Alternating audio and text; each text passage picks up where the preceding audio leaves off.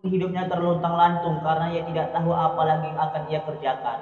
Karena seluruh pabriknya telah dibom hancur. Assalamualaikum warahmatullahi wabarakatuh. Hai kawan-kawan sekalian, apa kabar kalian semua? Semoga tetap dalam keadaan baik ya. Nah oke kawan-kawan, pada kesempatan ini kita akan membahas sebuah cerita awal mula berdirinya perusahaan Honda. Nah, siapa sih di antara kita yang tidak tahu lagi tentang Honda ini ya kan? Karena sering kita pakai berpergian, baik jarak dekat maupun jarak jauh, seperti Vario, PCX, Beat, dan lainnya. Ternyata kawan-kawan, nama perusahaan Honda diambil dari nama orang yang mendirikannya. Nah, bagi kawan-kawan sekalian yang penasaran bagaimana cerita awal berdirinya perusahaan Honda ini, simak terus video ini ya. Nah, oke kawan-kawan, jadi perusahaan Honda ini diambil dari nama orang yang mendirikannya, yaitu Soichiro Honda. Ia lahir pada tanggal 17 November tahun 1906 di sebuah tempat bernama Shizuoka, Jepang. Ayahnya bernama Gihei Honda dan ibunya bernama Mika Honda. Soichiro Honda ini memiliki seorang saudara kandung bernama Benjiro Honda. Sejak kecil pun Soichiro Honda telah memiliki ketertarikan mengenai mesin, terutama mesin mobil. Ia cukup cerdas, namun ia malas untuk sekolah karena baginya sekolah hanya membuang-buang waktu saja. Makanya setelah ia berumur 16 tahun, ia tidak mau melanjutkan sekolahnya. Ayahnya pun paham mengenai ambisi anaknya, yaitu Soichiro Honda, mengenai mesin, terutama mesin mobil. Maka ayahnya mengirim Soichiro Honda ke Tokyo pada tahun 1922 ke tempat kawan ayahnya yang bernama Kashiwabara yang ketika itu sebagai direktur bengkel mobil art. Di sana Soichiro Honda bukan bekerja sebagai teknisi atau membantu mengenai mesin, akan tetapi ia bekerja sebagai pengasuh bayi. Yang ia asuh adalah anak dari direktur bengkel mobil art tadi. Nah, di sana ia mencuri-curi waktu untuk melihat serta menganalisa mesin mobil yang ada di bengkel tersebut, dan apalagi ia menemukan sebuah buku di perpustakaan dan mengumpulkan gajinya untuk menyewa buku tersebut. Dan di sanalah ia pertama kali mempelajari tentang sistem pembakaran dalam, yaitu dalam mesin. Nah, pada suatu hari ketika ia sedang mengepel lantai, Soichiro Honda disuruh majikannya untuk membantu bengkel karena saat itu bengkel sedang sibuk-sibuknya, dan di sanalah ia menunjukkan kemampuannya membetulkan mobil Ford Model T yang dikeluarkan pada tahun 1908. Dengan kemampuan yang dimilikinya,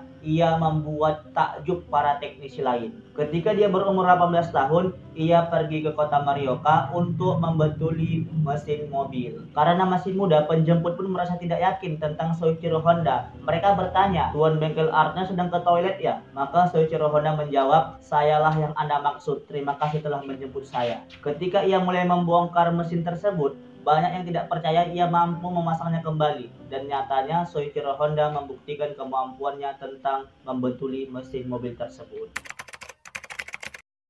Dengan prestasinya, ketika Soichiro Honda berumur 22 tahun, dia telah dipercaya untuk membuka bengkel art di kota Hamamatsu, Jepang. Awalnya bengkel yang ia dirikan hanya memiliki satu orang karyawan, namun setelah 3 tahun berjalan, karyawan Soichiro Honda bertambah menjadi 50 orang karyawan. Selama kurun waktu tersebutlah, masalah perbaikan mesin diserahkan kepada anak buahnya, sedangkan Soichiro Honda hanya memperhatikan hasil kinerja anak buahnya. Dan ia lebih berkonsentrasi tentang pengembangan serta pengetahuannya mengenai mesin mobil. Sebagai kepala bengkel mobil art, ia terkenal bersikap keras kepada karyawannya, maka tak jarang ia memukulkan obeng kepada karyawannya. Maka terjadi dua opsi, karyawan yang bertahan maka lanjut bekerja, dan karyawan yang tidak bertahan maka dikeluarkan.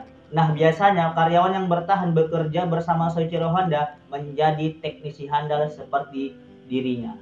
Nah, 3 tahun kemudian Soichiro Honda membuat velg mobil yang terbuat dari besi. Karena pada saat itu velg mobil hanya terbuat dari kayu, maka tidak bisa digunakan dalam jangka waktu yang sangat lama. Pada tahun 1933, Soichiro Honda membuat mobil balap yang ia namai sebagai Curtiss, yang mana nama Curtiss ini berasal dari mesin pesawat, yaitu Curtiss A1. Sehingga ia menjuarai balapan, tetapi bukan sebagai pembalap, dia hanya sebagai navigator. Di tahun yang samalah ia menikahi seorang wanita bernama Sachi yang merupakan wanita berpendidikan. Sachi ini bukan hanya sebagai seorang istri, tetapi menjadi guru yang mengajarkan tata krama kepada Soichiro Honda. Dan untungnya istrinya ini paham mengenai ambisi Soichiro Honda mengenai dunia otomotif atau dunia teknik.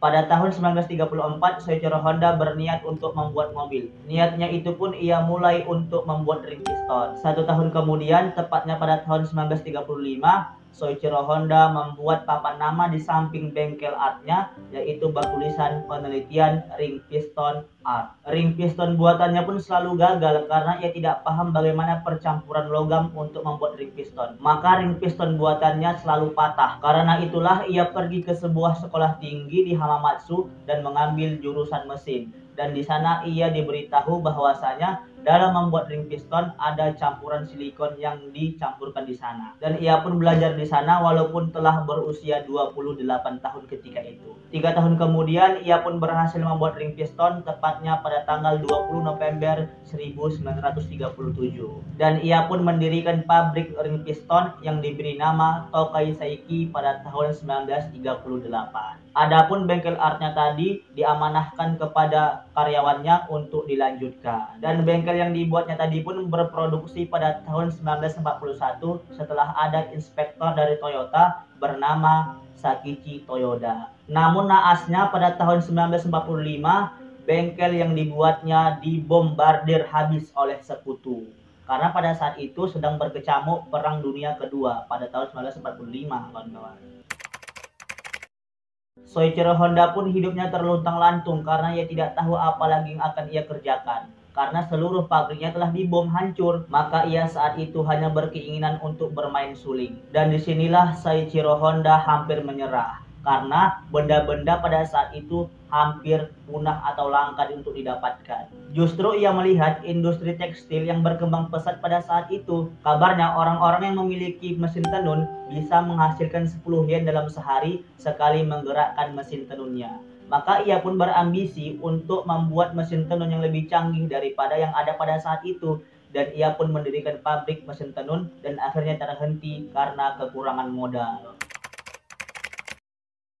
Saat pabriknya terhenti, ada seorang teman menawarkan pemancar radio untuk diserahkan kepada Soichiro Honda. Pada saat itu berkisar ada 500 pemancar radio, dan kawan tersebut meminta Soichiro Honda untuk memanfaatkan pemancar radio itu. Ia pun berniat untuk membuat sepeda motor dengan pemancar radio.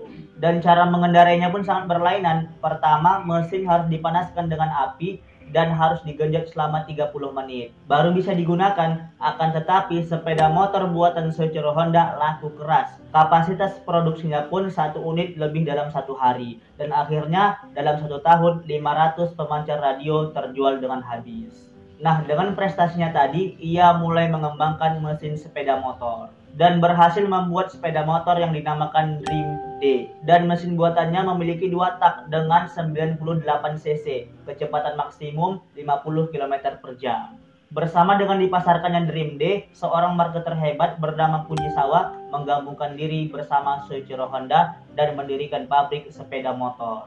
Kehadiran Fujisawa pun membawa perkembangan pesat terhadap perusahaan Honda. Sebelum Dream D dipasarkan, Fujisawa menguji kepada masyarakat. Diketahui Dream D memiliki kebisingan yang sangat bising karena 2 tak yang menjadi masalah pada ketika itu. Fujisawa pun memaksa Soichiro Honda untuk membuat motor dengan 4 tak dan pada saat itu motor buatannya menjadi motor nomor 1 di Jepang dengan kecepatan 75 km per jam. Dan akhirnya sampai saat ini perusahaan Honda menjadi perusahaan nomor 1 di dunia yang bersaing dengan Toyota dan Yamaha berkat perjuangan Soichiro Honda. Nah kawan-kawan, itulah tadi cerita awal didirikannya perusahaan Honda yang sampai saat ini masih kita gunakan sebagai sepeda motor. Nah kawan-kawan, cukup sekianlah video kita pada kesempatan kali ini. Bagi kalian semua yang suka dengan cerita ini, jangan lupa like, subscribe, dan tinggalkan pendapat kalian semua melalui kolom komentar. Oke, assalamualaikum warahmatullahi wabarakatuh.